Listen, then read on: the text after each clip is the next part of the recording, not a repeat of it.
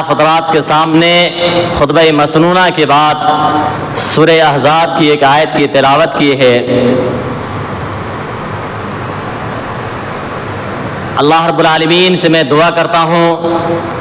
کہ اللہ رب العالمین مجھے کتاب و سنت کی روشنی میں،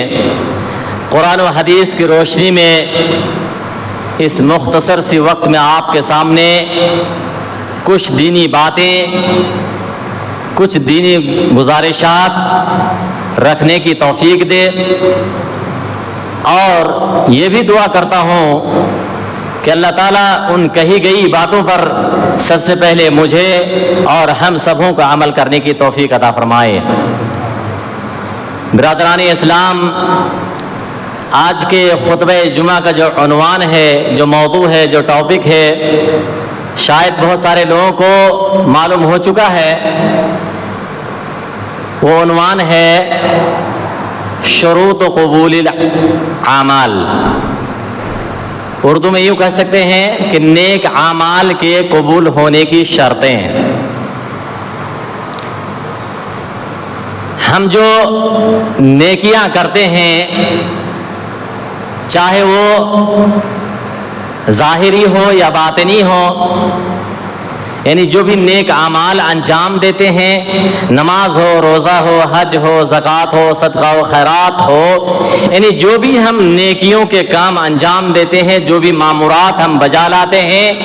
جو افعال و اعمال ہم نیک سمجھ کر کے، خیر سمجھ کر کے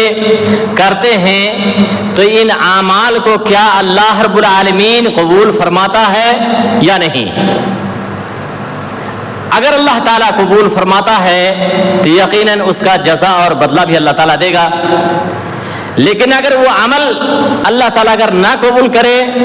تو یقیناً اس کا جزا اور بدلہ بھی نہیں ملے گا۔ تو میں آپ کے سامنے اس بات کی وضاحت کرنا چاہتا ہوں کہ وہ کون سی بنیادی شرطیں ہیں، وہ کون سی چیز ہے جس کی بنیاد پر نیک اعمال کو اللہ رب العالمین قبول کرتا ہے اور اس کا جو اجر و ثواب ہے، اس کا جو بدلہ ہے، ایک بندے کو دیتا ہے۔ ایک مثال سے میں آپ کو وضاحت کرنا چاہتا ہوں۔ حضرت عبداللہ بن عمر رضی اللہ تعالیٰ عنہ حدیث کے راوی ہیں، وہ بیان کرتے ہیں کہ اللہ کے رسول صلی اللہ علیہ وسلم کو میں نے فرماتے ہوئے سنا، لا يقبل اللہ صلاۃ بغیر طہور، کہ اللہ رب العالمین کسی کے نماز کو قبول نہیں کرتا ہے بغیر طہارت کے، بغیر پاکیزگی کے۔ یعنی ایک آدمی اگر، طہارت سے مراد یہاں وضو ہے، ایک آدمی اگر بغیر وضو کے دن بھر نماز پڑھتا رہے، دن بھر وہ اللہ کی عبادت میں لگا رہے، مسجدوں میں ماتھا ٹیکتا رہے، لیکن وہ باوضو نہ ہو، اس کو طہارت حاصل نہ ہو، تو اللہ تعالیٰ ایسے شخص کی ایک نماز کو بھی قبول نہیں کرتا ہے۔ مسلم شریف کی حدیث ہے کہ اللہ تعالیٰ لا يقبل اللہ صلاۃ بغیر طہور، اللہ تعالیٰ بغیر طہارت کے، بغیر پاکیزگی کے کسی نماز کو اللہ تعالیٰ قبول نہیں کرتا، ہر قبول نہیں کرے گا۔ تو پتہ چلا کہ نماز کے قبول ہونے کی جو اولین شرط ہے، جو پہلی شرط ہے، وہ یہ ہے کہ ایک آدمی طہارت حاصل کرے، پاکیزگی حاصل کرے، باوضو ہو، اور باوضو ہو کر اگر وہ نماز پڑھے تو اللہ تعالیٰ اس کے اعمال کو، اس کی نماز کو قبول کرتا ہے۔ تو ٹھیک اسی طرح سے نیک اعمال کو قبول کرنے کے لیے، یا اللہ تعالیٰ اس نیک اعمال کو جو قبول کرے گا، اس کے لیے تین بنیادی شرطیں ہیں۔ آئیے میں ان تین شرطوں کی اس مختصر سی وقت میں وضاحت کرنے کی کوشش کروں گا۔ پہلی شرط مثال سے آپ سمجھ لیے ہوں گے، پہلی شرط صحت عقیدہ، عقیدے کی درستگی۔ ایک آدمی کا نیک اعمال اللہ تعالیٰ اسی وقت قبول کرے گا جب اس کا عقیدہ صحیح ہو، اس کا ایمان صحیح ہو، اس کا ایمان اللہ تعالیٰ کی ذات پر مضبوط ہو، پختہ ہو، اس میں شک و شبہ کی کوئی گنجائش نہ ہو۔ شک و شبہ کی ذرہ برابر بھی گنجائش نہ ہو اس کے عقیدے میں کوئی خلل نہ ہو، کوئی کھوٹ نہ ہو، تبھی وہ آدمی جو نیک اعمال کرے گا اس کے نیک عمل کو اللہ تعالیٰ قبول کرے گا۔ ورنہ یہ مشرکین مکہ بھی کچھ نیک اعمال کرتے تھے، کچھ خیر کے کام کرتے تھے، لیکن ان کے اعمال کو اللہ تعالیٰ نے رائے گار برباد قرار دیا ہے۔ جیسے کہ اللہ رب العالمین نے 22ویں پارے کے اندر ارشاد فرمایا وَقَدِمْنَا إِلَى مَا عَمِلُوا مِنْ عَمَلٍ فَجَعَلْنَاهُ هَبَاءً مَنْثُورًا، کہ کل قیامت کے روز ہم ان کے اعمال کی طرف متوجہ ہوں گے اور ان کے اعمال کو ہم گرد غبار کی طرح اڑا دیں گے، یعنی ان کے اعمال کی کوئی حیثیت نہیں ہوگی، کوئی وقات نہیں ہوگی، کوئی وزن نہیں ہوگا، اس عمل وہ عمل رائے گار برباد چلا جائے گا۔ اب جانتے ہیں کہ مکہ کے مشرکین بھی کچھ خیر کے کام، کچھ نیکیاں کرتے تھے، جیسا کہ حضرت عائشہ رضی اللہ تعالیٰ عنہ کی روایت سے پتہ چلتا ہے۔ حضرت عائشہ رضی اللہ تعالیٰ عنہ ایک مرتبہ اللہ کے رسول صلی اللہ علیہ وسلم سے پوچھتی ہیں، وہ کہتی ہیں کہ اے اللہ کے رسول صلی اللہ علیہ وسلم، ابن جدعان کان فی الجاہلیت، ابن جدعان کان فی الجاہلیت، جاہلیت کے زمانے میں یصل الرحم، صلہ رحمی کرتا تھا، وَيُطْعِمُ الطَّعَامَ، مسکینوں کو کھانا کھلایا کرتا تھا۔ تو کیا اللہ کے رسول یہ ابن جدعان جو صلہ رحمی کرتا ہے، مسکینوں کو کھانا کھلاتا ہے، تو کیا ان کا یہ عمل ان کو فائدہ پہنچائے گا؟ تو اللہ کے رسول صلی اللہ علیہ وسلم صاف طور پر جواب دیتے ہیں حضرت عائشہ رضی اللہ تعالی عنہا کو کہ ان کا یہ نیک عمل ان کو ذرہ برابر بھی فائدہ نہیں پہنچائے گا، کیونکہ اس نے زندگی میں ایک مرتبہ بھی یہ نہیں کہا کہ اے اللہ تو مجھے میری گناہوں کو اللہ تعالیٰ تو بخش دے، ایک مرتبہ بھی نہیں کہا۔ مطلب یہ کہ وہ شخص ایمان نہیں لایا اور ان کا عقیدہ درست اور صحیح نہیں تھا، اس لیے حضرت عائشہ کو اللہ کے رسول نے یہ جواب دیا کہ ان کا یہ نیک عمل ان کو ذرہ برابر فائدہ نہیں پہنچائے گا۔ تو عقیدے کا صحیح ہونا اتنا ضروری ہے کہ یہ بنیاد ہے، یہ بنیاد ہے۔ حدیث میں آتا ہے من قال لا الہ الا اللہ، جس شخص نے اس کلمے کو کہا ہے خالصا من قلبی وفی روایت صدقا من قلبی، حضرت ابو ہریرہ رضی اللہ تعالیٰ عنہ حدیث کے راوی ہیں، بخاری کی روایت ہے، اللہ کے رسول صلی اللہ علیہ وسلم نے بیان فرمایا کہ من قال لا الہ الا اللہ خالصا من قلبی وفی روایت صدقا من قلبی، جس شخص نے بھی لا الہ الا اللہ کو صدق دل سے، خالص دل سے کہا ہے تو یہ کلمہ اس کو فائدہ پہنچائے گا اور وہ شخص جنت میں داخل ہوگا۔ تو صرف زبان سے لا الہ الا اللہ پڑھ لینے سے کوئی کسی کا عقیدہ صحیح اور درست نہیں ہو جاتا ہے، بلکہ اس کو دل سے اپنانا پڑتا ہے، دل سے ماننا پڑتا ہے، دل سے یقین کرنا پڑتا ہے۔ شرک کے شائبے کو یہاں مفسرین نے، محدثین نے، شراح حدیث نے یہ بتایا ہے کہ صدقا من قلبی کا مطلب یہ ہے کہ اس کے لا الہ کہنے میں ذرہ برابر بھی کوئی شک نہ ہو، کوئی شرک نہ ہو، کوئی ریاکاری نہ ہو، کوئی دکھاوا نہ ہو، ذرہ برابر بھی کوئی شک نہ ہو جب وہ لا الہ الا اللہ کہے۔ اسی لیے علامہ اقبال نے کہا تھا زباں سے کہہ بھی دیا لا الہ الا اللہ تو کیا حاصل، زباں سے کہہ بھی دیا لا الہ الا اللہ تو کیا حاصل، دل و نگاہ مسلمان نہیں تو کچھ بھی نہیں۔ اگر آپ کا دل مسلمان نہیں ہے، آپ کی نگاہ مسلمان نہیں ہے، تو آپ کا عقیدہ صحیح اور درست نہیں ہے۔ میرے دوست اور بزرگوں، عقیدے کا صحیح ہونے کا مطلب یہ ہے کہ آپ کا عقیدہ اللہ تعالیٰ کی ذات پر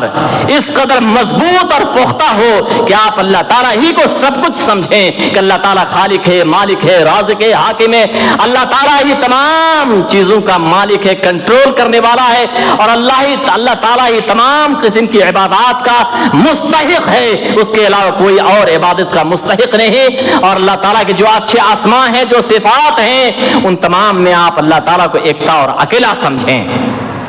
یعنی توحید کی تینوں قسموں کو صرف اور صرف اللہ تعالیٰ کے لیے خاص کر دیں، اور خاص طور پر توحید الوہیت جسے ہم توحید عبادت بھی کہتے ہیں کہ جمیع انواع العبادت للہ تعالی سبحانہ تعالی، صرف اور صرف عبادت اللہ کے لیے ہے۔ اور ایک آدمی جب لا الہ الا اللہ کہتا ہے، لا الہ الا اللہ اپنی زبان سے پڑھتا ہے، تو اس کا مطلب یہ ہے کہ وہ تمام معبودان باطلہ کو ریجیکٹ کر دیتا ہے، तमाम माबूदाने बातिला का वो इनकार करता है। ला इलाहा इल्लल्लाह के अंदर दो जुज हैं, एक ला इलाहा, नहीं है कोई माबूद बरहक, यानी अल्लाह को छोड़कर तमाम माबूदाने बातिला का वो इनकार कर देता है, रिजेक्ट कर देता है, और सिर्फ एक अल्लाह की इबादत को वो हक जानता है, मुस्तहिक समझता है। ये पहली शर्त है, जब ला इलाहा इल्लल्लाह आदमी पढ़ता है तो इस्लाम के अंदर दाखिल हो जाता है। एक छोटी सी सूरत में अल्लाह ताला ने इरशाद फरमाया, बिस्मिल्लाहिर रहमानिर रहीम, वल अस्र इन्नल इंसान लफी खुस्र, वल अस्र इन्नल इंसान लफी खुस्र इल्ला अल्लज़ीना आमनू। इस छोटी सी सूरत के अंदर देखिए, इस सूरत के बारे में मौलाना अबुल कलाम आज़ाद रहमहुल्लाह ने कहा था कि अगर अल्लाह ताला इंसानियत की हिदायत के लिए, अल्लाह ताला इंसानियत की हिदायत के लिए अगर पूरे कुरान मजीद को नाजिल नहीं करता और सिर्फ यही एक सूरत नाजिल करता तो इंसानियत की हिदायत के लिए काफी था। कि अल्लाह ताला कसम खाता है, कसम है ज़माने की, और बाज़ मुफस्सिरीन ने कहा है कसम है असर के वक्त की, कि तमाम इंसान घाटे में है, तमाम इंसान नुकसान में है, तमाम इंसान खसारे में है, इल्लल्लज़ीना आमनू, मगर जो लोग ईमान लाए, इल्लल्लज़ीना आमनू। देखिए यहाँ ईमान पहली चीज है, अकीदा का सही होना ये पहली चीज है। तो मेरे दोस्त और बुजुर्गों, अकीदे का सही होना ये इंतहाई ज़रूरी है। अगर हमारा और आपका अकीदा दुरुस्त है तो हम जो भी नेक अमाल अंजाम देंगे, जो नेक काम करेंगे, अल्लाह ताला उसे कबूल करेगा। मैं तफसील में जाना नहीं चाहता हूँ क्योंकि एक एक बात वजाहत तलब है और तवील है। दूसरी शर्त की तरफ मैं आता हूँ। दूसरा जो अहम नुक्ता है अमाल कबूल होने का, वो ये है कि आदमी के अंदर अकीदे के सही होने के बाद इखलास हो। क्या हो? इखलास हो, लिल्लाहियत हो, रियाकारी ना हो, दिखावा ना हो। यानी एक आदमी जब कोई काम करे, कोई नेक काम अंजाम दे, पहले अपनी नीयत को दुरुस्त कर ले, नीयत को खालिस कर ले, उसमें सिर्फ अल्लाह की रज़ा मकसूद हो, किसी को दिखावा मकसूद ना हो, किसी को दिखावा मकसूद ना हो, सिर्फ और सिर्फ अल्लाह की रज़ा मकसूद हो उस अमल के अंदर। इसलिए इमाम बुखारी रहमहुल्लाह ने अपने सही बुखारी के अंदर जो सबसे पहली हदीस लाई है वो ये है कि एक आदमी अपनी नीयत को, अपने अमल को दुरुस्त कर ले। इन्नमल आमालु बिन्नियात, कि अमाल का दारो मदार नीयतों के ऊपर है, यानी आपके अमल को अल्लाह ताला कबूल करेगा आपकी नीयतों को देख करके। और तमाम अमाल की बुनियाद तकवा और इखलास और लिल्लाहियत ही है। आप रोज़ा को देख लीजिए, हज को देख लीजिए, दिगा और कुर्बानी को देख लीजिए, यानी तमाम अमाल का जो मकसद है अल्लाह ताला आपके दिल को देखता है, अल्लाह ताला आपके दिल को देखता है, आपकी नीयतों को देखता है। एक हदीस है, मुस्लिम शरीफ की रवायत है, अल्लाह के रसूल सल्लल्लाहु अलैहि वसल्लम ने बयान फरमाया, इन्नल्लाह ला यंजुरु इला सुवरिकुम वलाकिन यंजुरु इला कुलूबिकुम व आमालिकुम। अल्लाह रब्बुल आलमीन तुम्हारे सूरतों की तरफ नहीं देखता, अल्लाह रब्बुल आलमीन तुम्हारे हुस्न व जमाल की तरफ नहीं देखता, अल्लाह रब्बुल आलमीन तुम्हारे आमाल की तरफ देखता है, कि तुम्हारे दिलों की तरफ देखता है, तुम्हारा दिल कितना साफ है, तुम्हारा दिल कितना पाक है, अल्लाह ताला उस चीज को देखता है। और इसी को एक शायर ने कहा था कि खुदा के घर का गिलाफ काला सियाह रंगे बिलाल भी है, खुदा के घर का गिलाफ काला सियाह रंगे बिलाल भी है, खुदा ना देखे सूरत किसी की अमल से इंसान जमाल भी है। अल्लाह रब्बुल आलमीन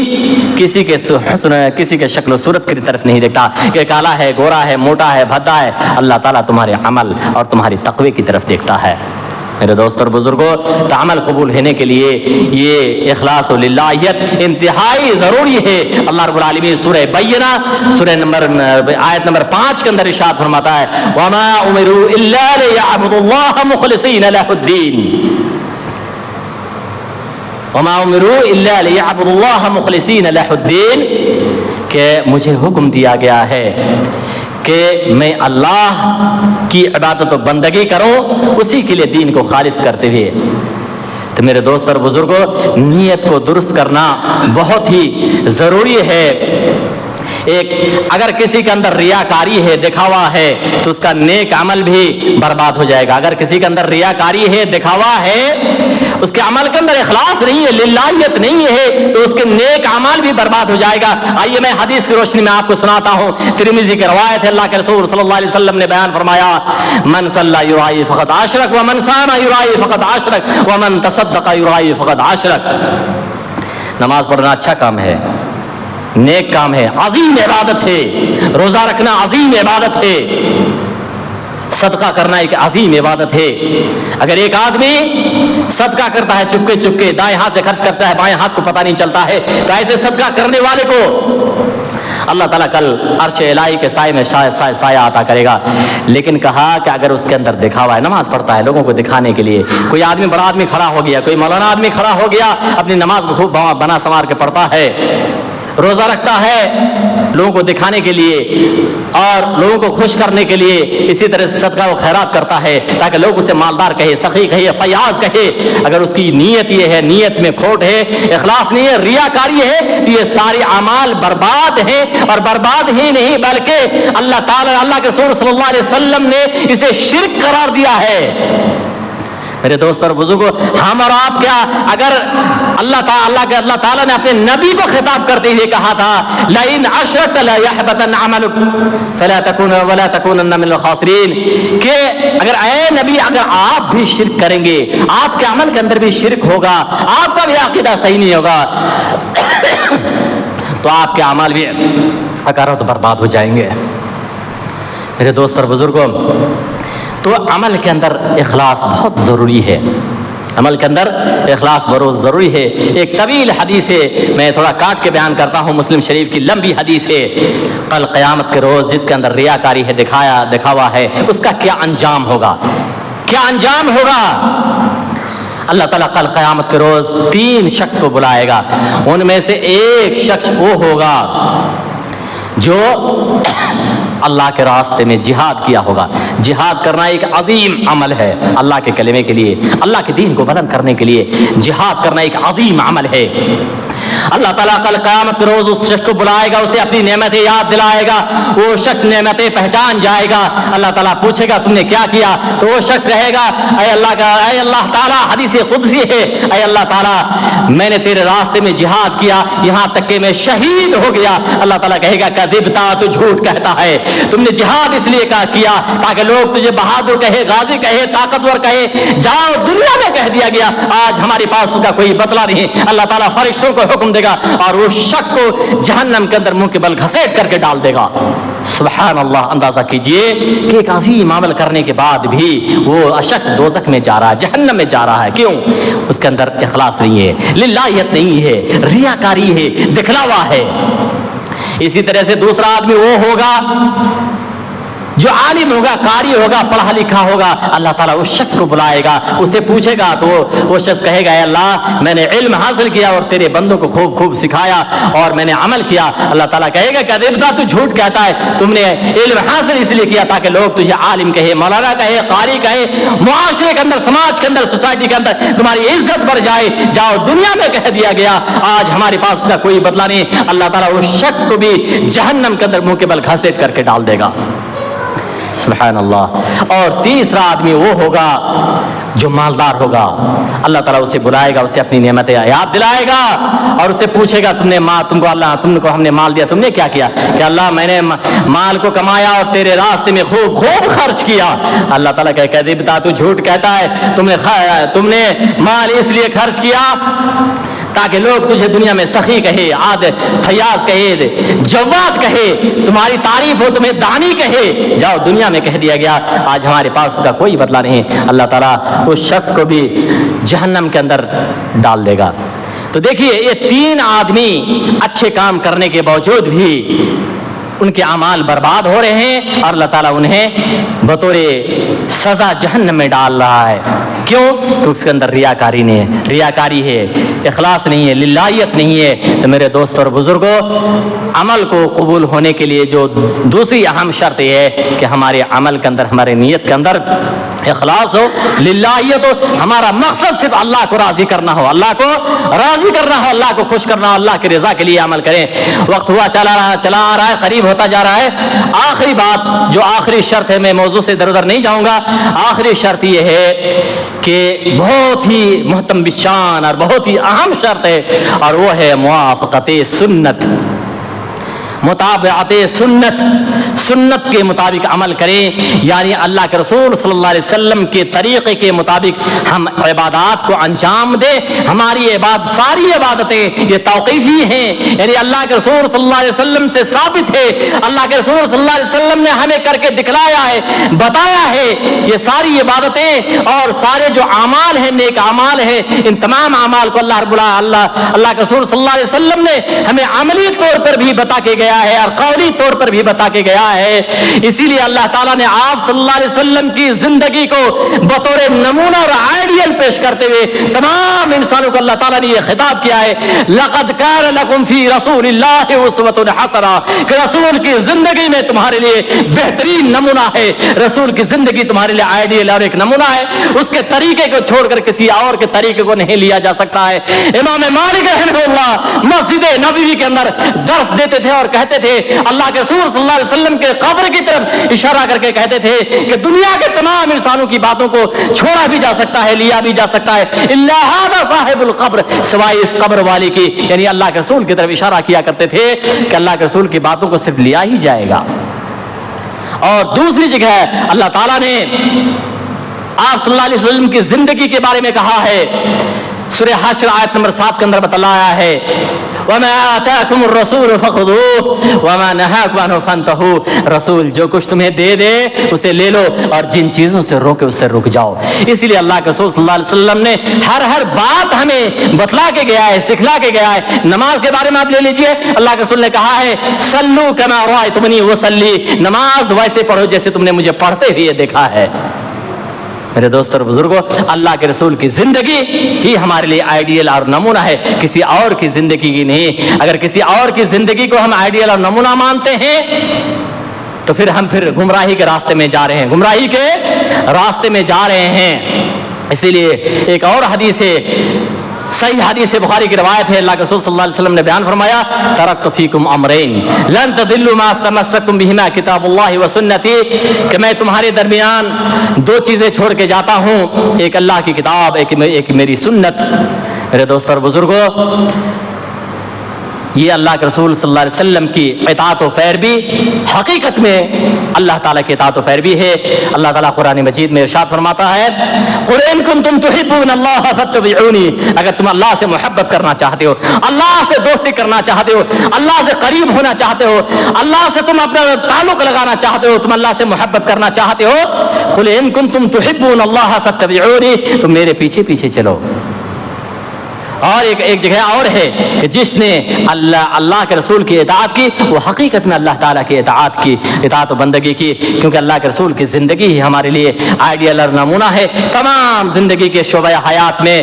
چھوٹی سے چھوٹی چیز لے سے بڑی چیز تک میں اللہ کے رسول صلی اللہ علیہ وسلم کی زندگی ہمارے ایک آئیڈیل اور نمونہ ہے۔ ہم اور آپ اللہ کے رسول کی زندگی کے مطابق جو نیک اعمال انجام دیں گے، یقین اللہ تعالیٰ ان نیک اعمال کو اللہ تعالیٰ قبول کرے گا اور اس کا اجر و ثواب دے گا۔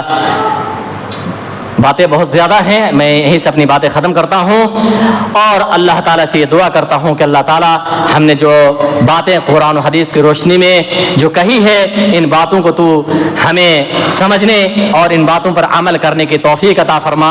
بارک اللہ لنا ولکم فی القرآن العظیم ونفعنا وإیاکم بالآیات والذکر